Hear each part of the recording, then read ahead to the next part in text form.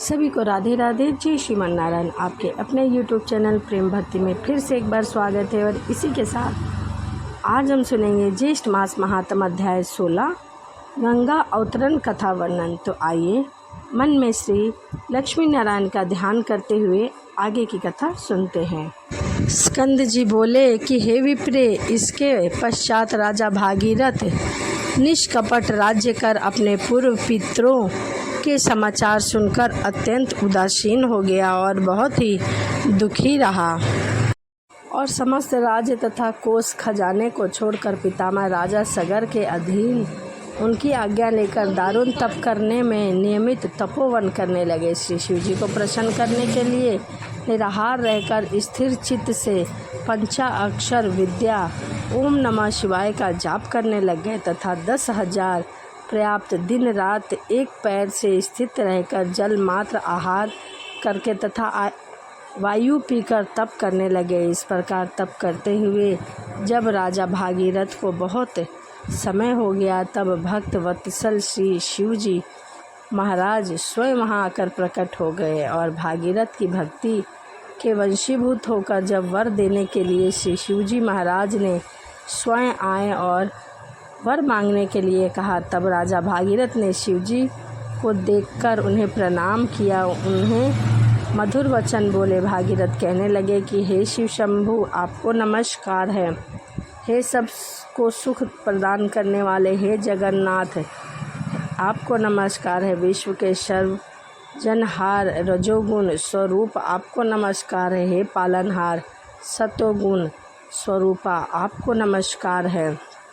हे सबके पालनहार कर्मों के फल दाता भक्ति और मुक्ति के दाता मन कर्म वचन स्वरूप ब्रह्म आपको नमस्कार है। वायु के अंदर रोककर ध्यानशील योगी लोग जिस निरीहीर शंभु को देखते हैं, सदा शिव को सदैव नमस्कार है। स्कंद जी बोले कि भागीरथ ने इस प्रकार भगवान शिव को कहा।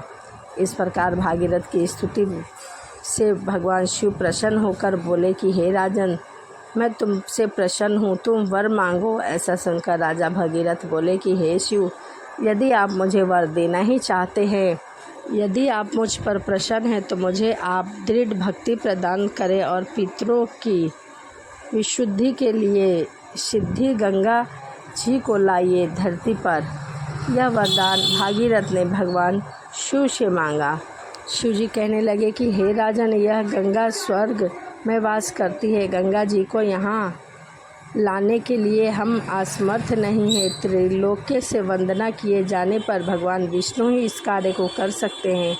जिस उपाय से श्री विष्णु भगवान तुम पर प्रसन्न हो, वही उपाय करो। वह प्रसन्न होकर स्वयं तुम्हारे पास चले आएंगे। हम उस परम गुप्त व्रत को तुमसे कहते हैं जिससे वह प्रसन्न होते हैं। हे राजन, प्रथम सूर्यपुत्र ने भगवान विष्णु की स्तुति की और नमस्कार कर उनको प्रसन्न किया।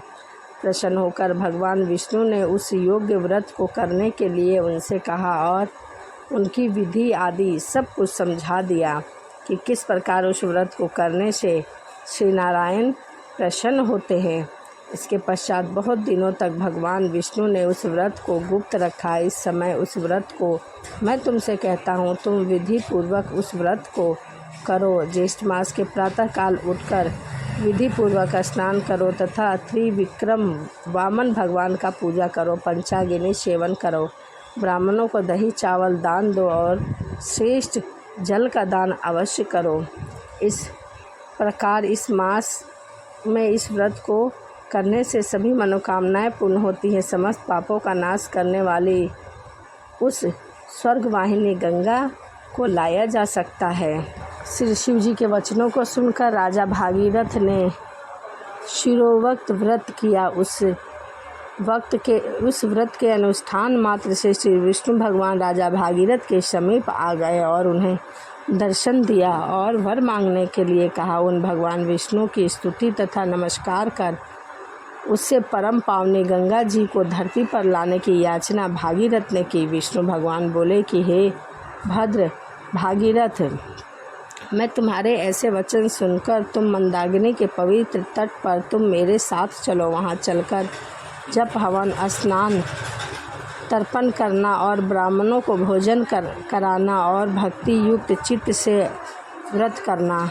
इस प्रकार 1 वर्ष तक इस व्रत को करते रहो। 1 वर्ष पश्चात यह गंगा तुम्हारे साथ स्वयं धरती पर चली आएंगी। भगवान विष्णु के ऐसे वचनों को सुनकर प्रणाम कर राजा भागीरथ ने विष्णु भगवान के साथ मंदाकिनी के सुंदर तट भाग में स्थित होकर विष्णु भगवान के कहे अनुसार व्रत को किया और अनुष्ठान किया। ब्राह्मणों को भोजन कराया तथा श्री शरदवीरा गंगा जी प्रसन्न हो गई और राजा भागीरथ के सामने सुंदर नेत्रों वाली स्त्री के रूप में प्रकट हो गई। और वहाँ पर गंगा ने भागीरथ ने उनकी स्तुति की और मंदाकिनी प्रसन्न होकर बोली कि हे राजन, तुम मुझसे वर मांगो। ऐसा वचन सुनकर राजा भागीरथ बोले कि हे गंगे, हे भद्र, मेरे साथ पृथ्वी पर चलो ताकि मेरे पितरों की मुक्ति हो सके।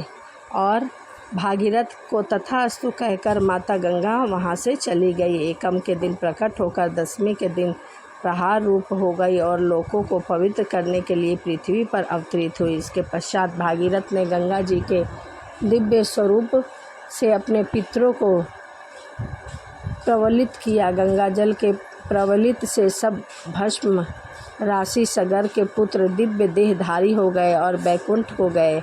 सभी जीवित हो गए और बहुत ही सुंदर हो गए। तो इस प्रकार से भागीरथ जी ने माँ गंगा को धरती पर अवतरित किया। तो चलिए वीडियो को यहीं समाप्त करते हैं। इति श्री ज्येष्ठ मास महात्म गंगा अवतरित 16वां अध्याय संपूर्ण यहीं पर वीडियो समाप्त करते हैं और आपसे मिलते हैं अगले वीडियो में। सभी को राधे राधे, जय श्रीमन नारायण, हरे कृष्णा। सभी को राधे राधे, जय श्रीमन नारायण। आपके अपने YouTube चैनल प्रेम भक्ति में फिर से एक बार स्वागत है और इसी के साथ आज हम सुनेंगे ज्येष्ठ मास की कथा अध्याय 17 एकादशी व्रत महात्म वर्णन। तो आइए मन में लक्ष्मी नारायण का ध्यान करते हुए आगे की कथा सुनते हैं।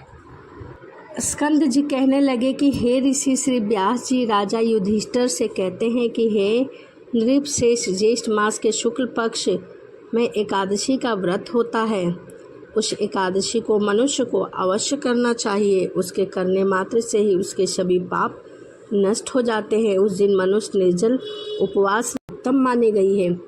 युधिष्ठिर वेद व्यास जी बोले कि हे देव, मैंने मानव धर्म और वैदिक धर्म को सुना है, अब आप कृपया मुझे वैष्णव धर्म को बताइए। व्यास जी कहने लगे कि हे राजन, आपने मानव धर्म और वैष्णव धर्म को सुना है, वह कलयुग के अशक्त शक्ति है, इसीलिए सुख देने वाला तो सिर्फ एकादशी का महात्म है। आइए मैं निर्जला एकादशी के महात्म को बताता हूँ। समस्त पुराणों में जो सारभूत है मैं वह तुमसे कहता हूँ। हे राजन, दोनों पक्ष की एकादशियों को भोजन नहीं करना चाहिए। जो प्राणी एकादशी को भोजन करता है वह नरक गामी होता है, वह नरक में जाता है। व्यास जी के ऐसे वचन सुनकर भीमसेन थर्राकर कांप उठे और बोले कि हे पितामह, मैं तो एकादशी का व्रत करने में असमर्थ हूँ।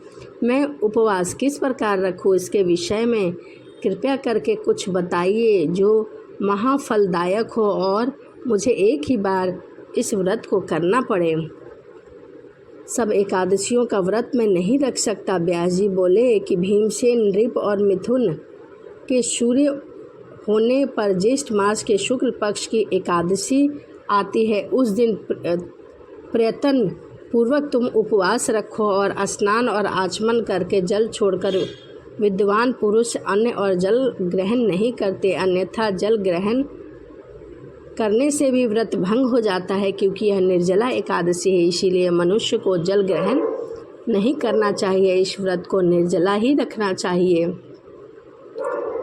नहीं तो पूरे पुण्य की प्राप्ति नहीं होती। विद्वान सूर्य उदय से सूर्य अस्त तक जल का त्याग करे। जो बिना प्रयास के एकादशी का व्रत करता है उसे पुण्य फल की प्राप्ति होती है। फिर द्वादशी को प्रातःकाल स्नान आदि करके ब्राह्मणों को दान करता है और जल का दान करता है और स्वयं भी ब्राह्मणों के साथ बैठकर भोजन करता है तो उसके सभी पाप नष्ट हो जाते हैं।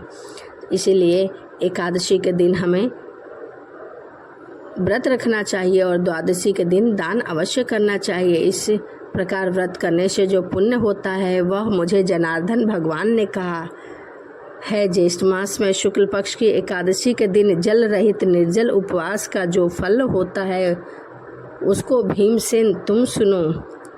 उसके सुनने से भी तुम्हें पुण्य फल की प्राप्ति होगी। समस्त दान देने से जो पुण्य, सभी तीर्थों से जो पुण्य और समस्त हवन करने से जो पुण्य होता है वह पुण्य ज्येष्ठ शुक्ल पक्ष के एकादशी के दिन उपवास रखने से ही मनुष्य को प्राप्त हो जाता है। इसीलिए एकादशी के दिन मनुष्य को उपवास जरूर रखना चाहिए। है विक्रोदर, एक वर्ष के अंदर शुक्ल तथा कृष्ण पक्ष की जितनी भी एकादशियाँ होती हैं मनुष्य को सभी एकादशियों का व्रत रखना चाहिए।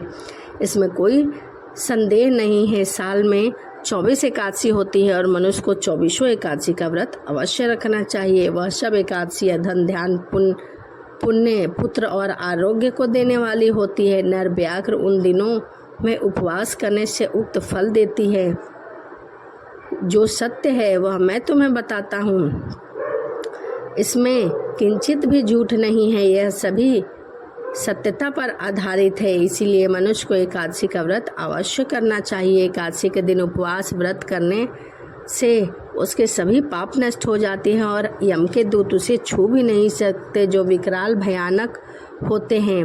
एकादशी करने वाला मनुष्य की मृत्यु के बाद उसे वैकुंठ में जाना होता है। जो वैकुंठ में श्री चरणों में निवास करते हैं। भगवान विष्णु के एकादशी का व्रत करने वाले को वैष्णव हो उनके अंत समय में वैकुंठ ले जाने के लिए पीताम्बरधारी, चक्रधारी और मन के समान वेगशाली विष्णु दूत वहां पर आते हैं और उनको वैकुंठ में ले जाते हैं। इसीलिए सब उपायों में एकादशी को जल रहित व्रत करने तथा जल और धेनु दान देने से प्राणी सब पापों से मुक्त हो जाता है। हे नृपश्रेष्ठ, ज्येष्ठ मास के शुक्ल पक्ष की एकादशियों को निर्जल उपवास कर अन्न और शकरा सहित जल घट दान देना चाहिए। ब्राह्मणों को यह दान देने से उसके सभी पाप छूट जाते हैं। इसीलिए मनुष्य को दान अवश्य देना चाहिए और विष्णु लोक में जाकर विष्णु भगवान के समीप रहकर आनंद पूर्वक वहाँ निवास करता है और आनंद करता है। तो इस प्रकार से एकादशी के दिन मनुष्य को व्रत रखना चाहिए और दान देने चाहिए। इति श्री ज्येष्ठ मास महात्म एकादशी व्रत वर्णन 17वां अध्याय संपूर्ण। तो यही ज्येष्ठ मास की कथा अध्याय 17 यही समाप्त होता है। इसी के साथ वीडियो को यही समाप्त करते हैं और आपसे मिलते हैं अगली वीडियो में। सभी को राधे राधे। जय श्रीमन नारायण। हरे कृष्णा।